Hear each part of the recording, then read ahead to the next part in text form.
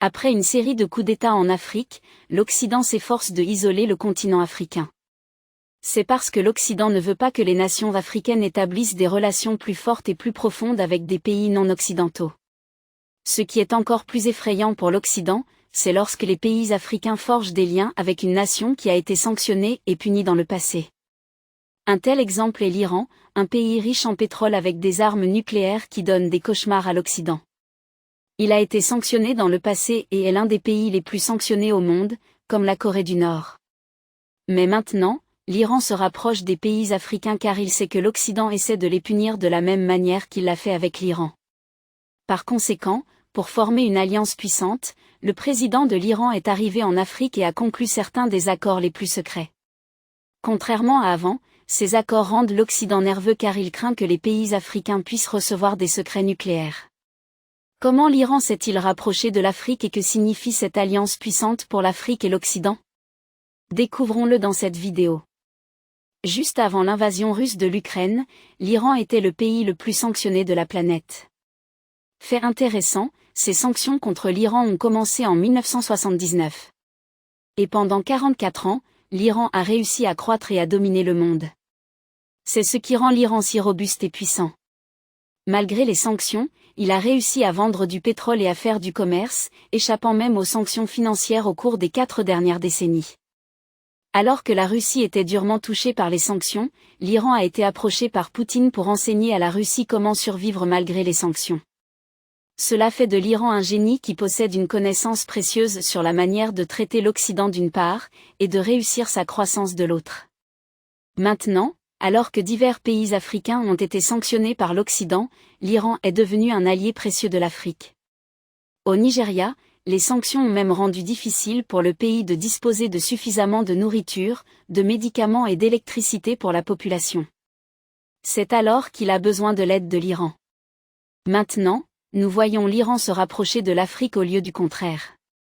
C'est parce que l'Iran a également des intérêts stratégiques. Étant donné que l'Iran et les pays africains sont confrontés à l'opposition de l'Occident, ils devraient construire une alliance qui leur est propre. En d'autres termes, 2 entités isolées peuvent s'unir et devenir une force plus forte.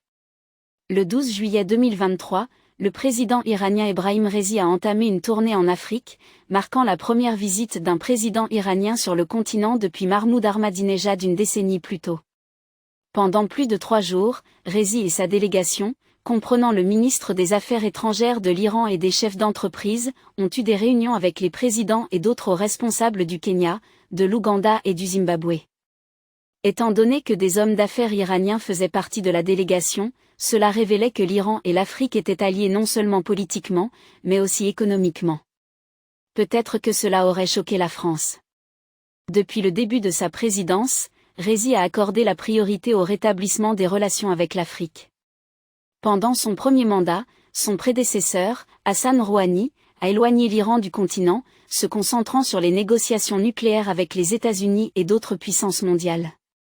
Cela a ouvert la voie aux riches rivaux régionaux de l'Iran, l'Arabie Saoudite et les Émirats Arabes Unis, pour mener une diplomatie dans la région. De nombreux pays africains ont rejoint la coalition dirigée par l'Arabie Saoudite au Yémen et ont rompu leurs liens formels avec Téhéran lorsque Riyad l'a fait en 2016.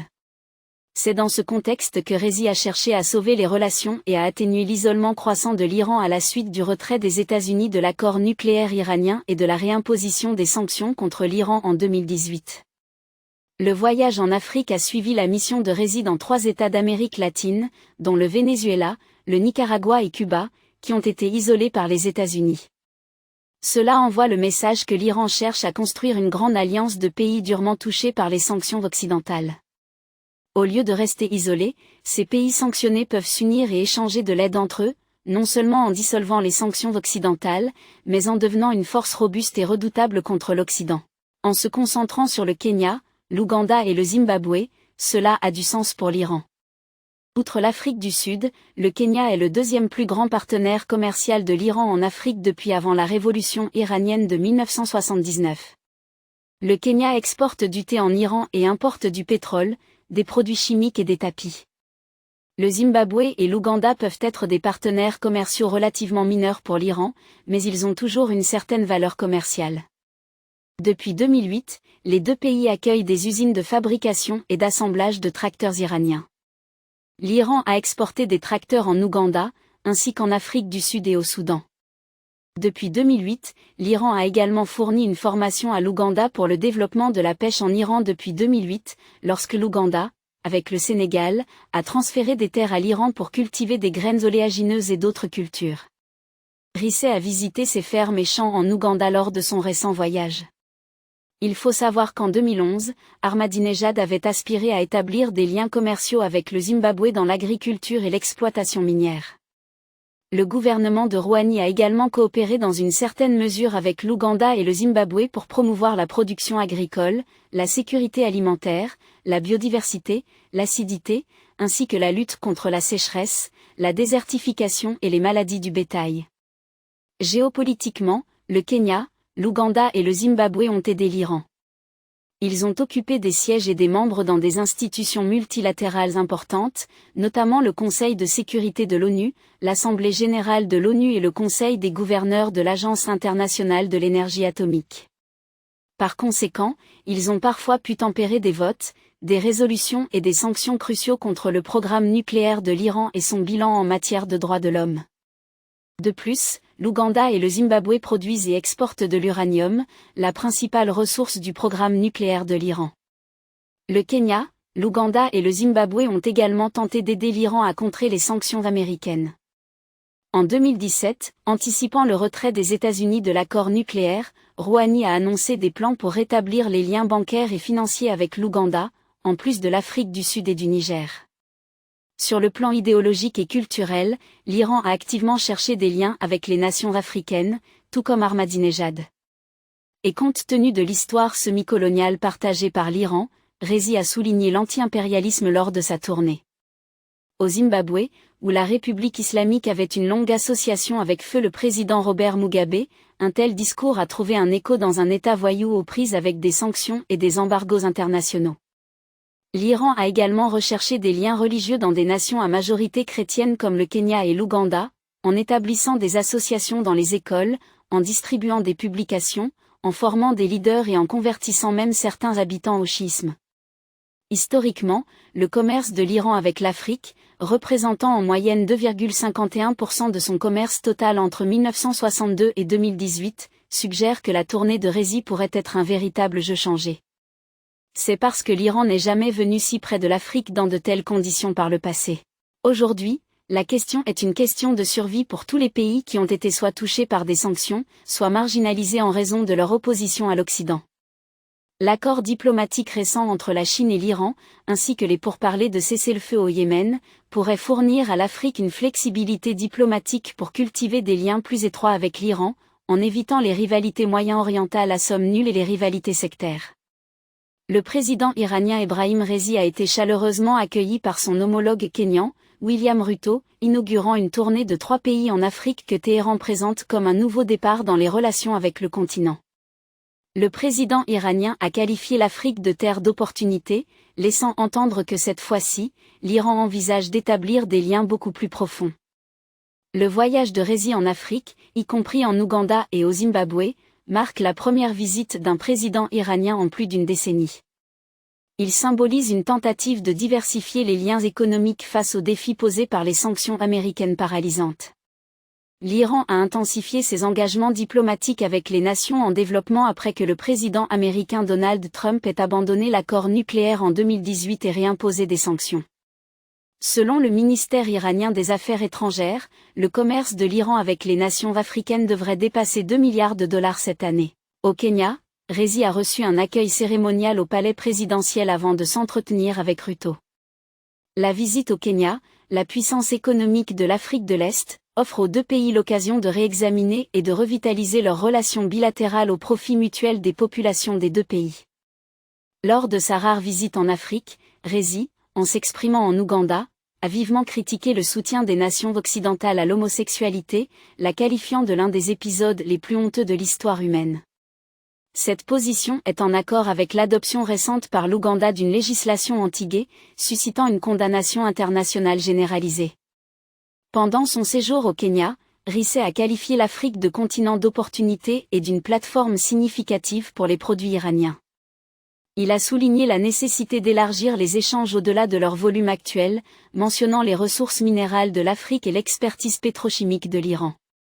Le mémorandum d'accord signé par l'Iran et le Kenya semblait se concentrer sur l'information, la communication et la technologie, les pêches, la santé animale, la production de bétail et la promotion des investissements. Près de 5 accords ont été signés ouvertement. Cependant, il reste à savoir s'ils ont signé des accords axés sur l'énergie nucléaire et la pétrochimie, comme l'a affirmé Risset. Apasie. Brutto a qualifié l'Iran de partenaire stratégique essentiel et de puissance mondiale de l'innovation. Bien que le thé constitue la majorité des exportations du Kenya vers l'Iran, Brutto a exprimé son intérêt à élargir la gamme des exportations agricoles. De plus, l'Iran a exprimé son intention d'établir une usine de fabrication de véhicules iraniens dans la ville portuaire de Mombasa au Kenya.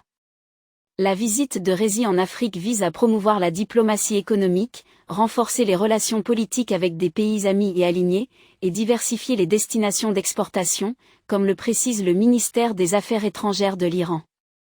Voici un rappel pour vous demander de liker et partager la vidéo et de vous abonner à notre chaîne pour regarder davantage de vidéos sur la culture noire, l'histoire, la civilisation et l'identité.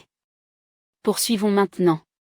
En pleine escalade des tensions avec les nations occidentales au sujet de son programme nucléaire, la visite de l'Iran en Afrique et d'autres initiatives diplomatiques visent à établir davantage de partenariats à l'échelle mondiale.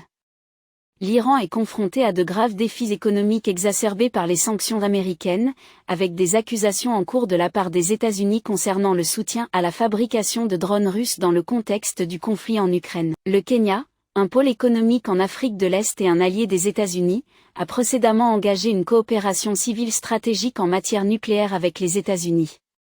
Maintenant, l'Ouganda a exprimé son soutien au programme nucléaire de l'Iran. Le pays travaille à l'établissement d'une centrale nucléaire avec le soutien technique de la China National Nuclear Corporation. Le Zimbabwe, tout comme l'Iran, est sous le coup de sanctions américaines. Une délégation ministérielle du Zimbabwe a visité Téhéran plus tôt cette année, ce qui a abouti à des accords visant à approfondir la coopération, notamment dans le commerce pétrolier. Après sa visite au Kenya, Risset s'est rendu en Ouganda pour discuter du commerce et des relations bilatérales avec le président Yoweri Museveni, puis au Zimbabwe. L'Iran et le Zimbabwe ont scellé 12 accords visant à renforcer leurs relations bilatérales alors que le président iranien, Ebrahim Raisi, concluait sa tournée africaine couvrant 3 pays, dont le Zimbabwe.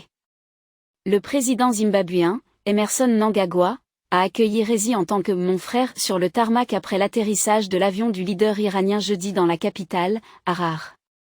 Des centaines de personnes, dont de nombreux membres de la communauté musulmane du pays d'Afrique australe, ont affiché des banderoles de bienvenue à l'aéroport international Robert Mugabe.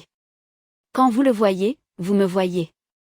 Quand vous me voyez, vous le voyez, a déclaré Mnangagwa à une foule agitant des drapeaux zimbabwéens et iraniens rassemblés autour des deux chefs d'État.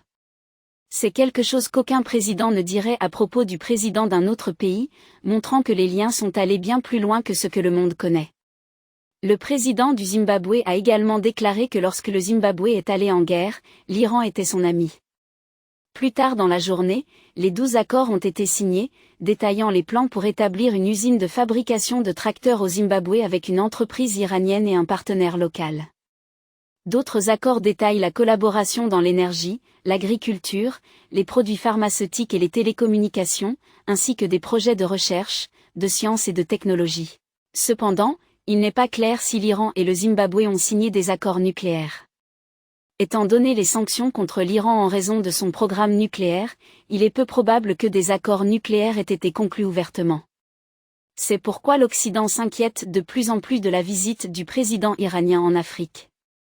Chaque moment de sa visite a été suivi avec anticipation par l'Occident. Les deux pays sont soumis à des sanctions des États-Unis, et la tournée africaine de Raisi fait partie des efforts de l'Iran pour obtenir un soutien diplomatique et atténuer son isolement international. Raisi a déclaré que la coopération de l'Iran avec le Zimbabwe et le continent africain, un continent riche en potentiel, pourrait aider les deux parties à progresser mutuellement. Mnangagwa, de son côté, a déclaré que le Zimbabwe accueillait des investissements dans plusieurs secteurs de l'économie zimbabwéenne, sans préciser le montant attendu des investissements de l'Iran. Ceci est un message clair à l'Occident. Auparavant, seules les entreprises européennes et occidentales investissaient et exploitaient les ressources naturelles des pays africains. Le plus souvent, les accords étaient inéquitables, accordant des droits miniers illimités aux entreprises occidentales en échange de taxes minimales. Cependant, si un pays comme l'Iran entre en jeu, non seulement cela créera de la concurrence, mais cela permettra aux pays africains de voir quel modèle serait préférable. Le porte-parole du ministère des Affaires étrangères iranien, Nasser Kanani, a décrit la tournée de Rezi comme un nouveau tournant qui pourrait renforcer les liens économiques et commerciaux avec les nations africaines. Il a noté que Téhéran et les 3 pays africains partagent des opinions politiques communes. Mais s'engager avec l'Afrique ne signifie pas seulement 3 pays. L'Iran a également engagé des pourparlers avec le Niger et le Burkina Faso, 2 pays africains sous le régime de chasseurs militaires.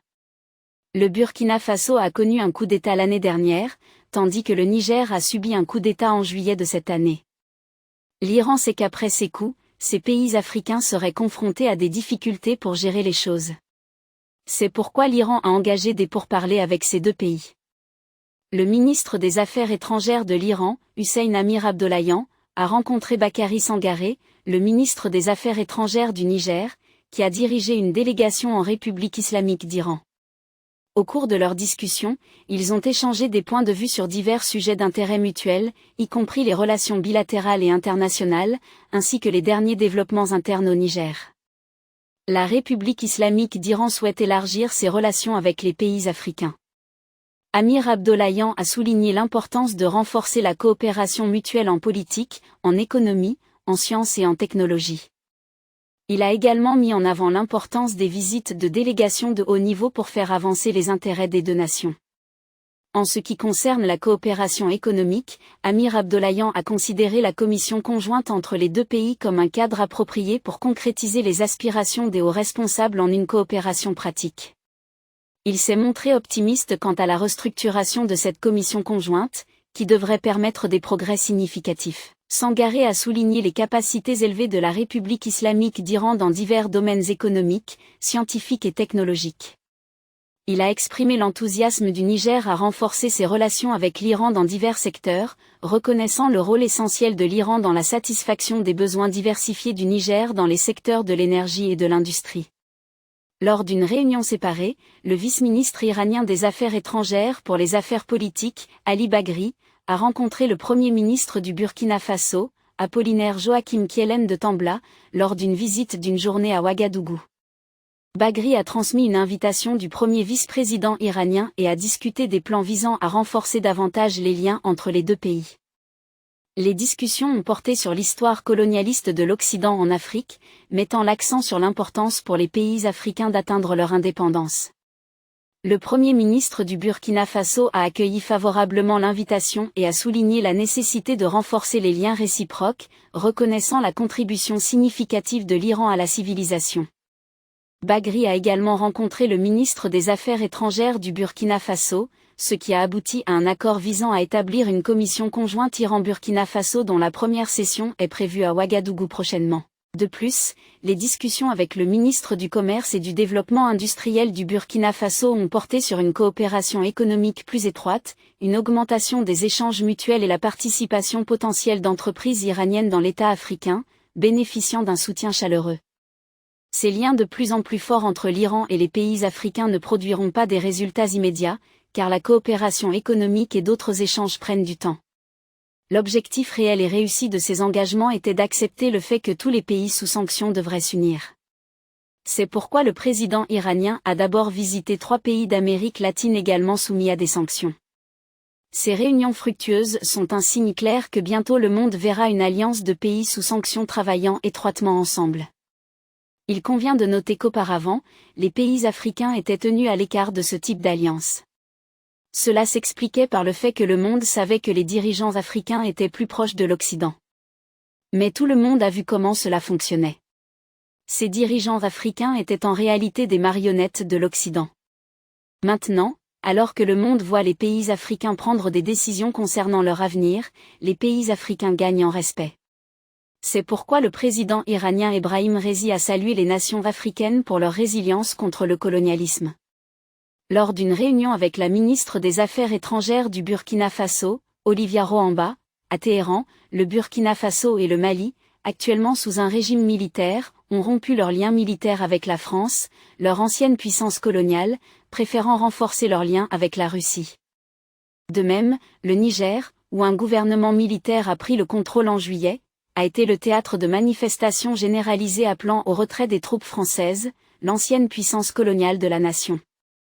Lors de la réunion, Raisi a salué la résistance des pays africains face au colonialisme et au terrorisme, la présentant comme un signe de vigilance et d'éveil, bien qu'il n'ait pas mentionné explicitement la France. Sa déclaration exprimait son soutien aux positions prises par ces nations.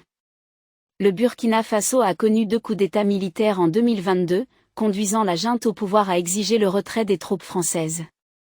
Lors des discussions avec le Rwanda, Raisi a exprimé la volonté de l'Iran de partager ses expériences et réalisations avec les pays africains amis. Le Rwanda a répondu favorablement à cet intérêt, exprimant le désir de renforcer les relations bilatérales avec l'Iran. Cela s'inscrit dans le cadre des efforts plus larges de l'Iran visant à renforcer les liens sur tout le continent africain afin de lutter contre son isolement et de contrer les effets des sanctions dévastatrices imposées depuis le retrait des États-Unis de l'accord nucléaire en 2018. À l'heure actuelle, le Niger est durement touché par les sanctions imposées par les pays occidentaux. L'Iran pourrait être un allié précieux en offrant des idées sur la manière dont le Niger peut exploiter ses ressources naturelles et continuer à se développer. C'est ce que l'Iran a fait par le passé, en dépit des sanctions, il a établi un marché et vendu son pétrole à d'autres pays. C'est ainsi que la Russie a commencé à contrer les sanctions occidentales et a continué à vendre son pétrole à l'Inde, à la Chine et à d'autres pays. En résumé, l'Iran dispose d'une vaste expérience de la survie et de la croissance dans un environnement soumis à des sanctions. De nombreux pays, avec les États-Unis en première ligne aux côtés d'entités internationales, ont imposé une série de sanctions à l'Iran. Jusqu'à l'invasion de l'Ukraine par la Russie en février 2022, l'Iran occupait la position peu enviable d'être le pays le plus lourdement sanctionné au niveau mondial. La première vague de sanctions des États-Unis remonte à novembre 1979, suite à la prise de l'ambassade américaine à Téhéran par des étudiants radicaux. Bien qu'elles aient été temporairement levées en janvier 1981 à la suite de la libération des otages, les États-Unis les ont rétablies en 1987 en réponse aux actions de l'Iran dans le Golfe Persique contre les États-Unis et d'autres nations. Ces sanctions se sont élargies en 1995 pour inclure des entreprises associées au gouvernement iranien. En décembre 2006, le 3e ensemble de sanctions a été imposé en raison du non-respect par l'Iran de la résolution 1696 du Conseil de sécurité des Nations Unies, qui exigeait l'arrêt de son programme d'enrichissement d'uranium. Ces sanctions, initialement axées sur les investissements dans le pétrole, le gaz et la pétrochimie, se sont élargies pour englober divers secteurs tels que la banque, l'assurance, le transport maritime et les services d'hébergement web. Au fil des ans, ces sanctions ont eu un impact profond sur l'économie de l'Iran et sa population.